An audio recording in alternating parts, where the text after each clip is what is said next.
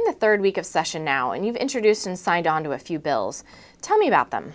Well, there's a number of bills that I've signed on to, but I want to just discuss a couple of small bills that really make a difference for taxpayers and people impacted by the small policy changes today. One of them is a bill that we ran last term. It's called HB 1902 back in. It's a trailer plates bill. What it does is it allows you, if you have a intermittent use trailer, a travel trailer, a motorcycle trailer, something along these lines, use it a couple of times a season. You have the option to actually buy tabs or a license for the life of the trailer. That way you don't have to come back every year and rebuy the same license over and over again. And it's convenience. Interesting part about it is a number of people have expressed interest in this, not because it's a great value with price. You pay about the same price you pay for about 10 years of buying a license, but because they only have to do it once, and it's something that they consider to be a boon, not having to remember every year to go back and do this. Another piece we've talked about has to do in capturing revenue for higher education. Higher education over the last couple of years here has gotten to the point where, say, 2 years ago, the expected cost for a student at WSU was $26,994.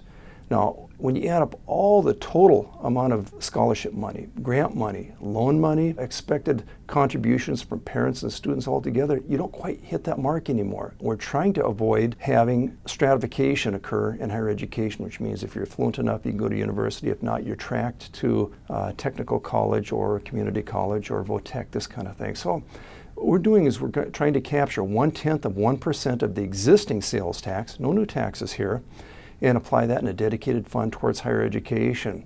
This first biennium, we'd capture about $100 million, which is not a lot of money for higher education in consideration of the cost, but it really will make a significant difference.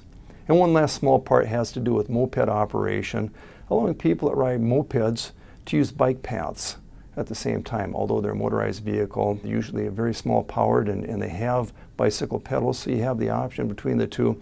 But it will allow use of a moped in a situation that only bicycles and runners and walkers are limited to now. One of the discussions in the State Government Committee is surrounding public records and the cost on cities and counties. Why is this an important debate? Discussions in the State Government Committee surrounding public records are nothing new. This is a discussion that's gone on for many years, and it has to do with the Public Records Act that was originally passed in 1970, although its use has multiplied exponentially here in the last 5 years or so.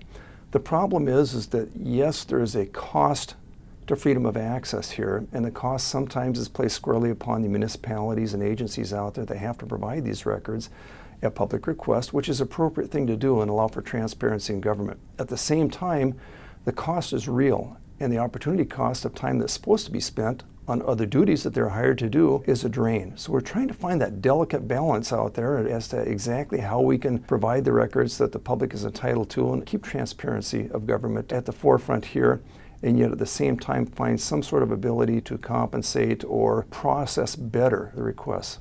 In the Commerce and Gaming Committee, you're discussing marijuana. What's your perspective on the best way to proceed with the implementation? I've got a little bit different perspective maybe than a lot of people out there. Maybe not on the committee, but maybe out in the public. First of all, Initiative 502 is a citizens' initiative, and it was approved by the voters. The will of the people can't be ignored. We're here to represent the people, and as they've stated that they actually consider this to be something that they want, we need to figure out how to make it work. As a former police officer, I am directly concerned about public safety and kids. I've seen the impact of marijuana and all the rest of the drugs out there that you can just group this in with have on people's lives, how it alters their trajectory, their perception, maybe some of their values.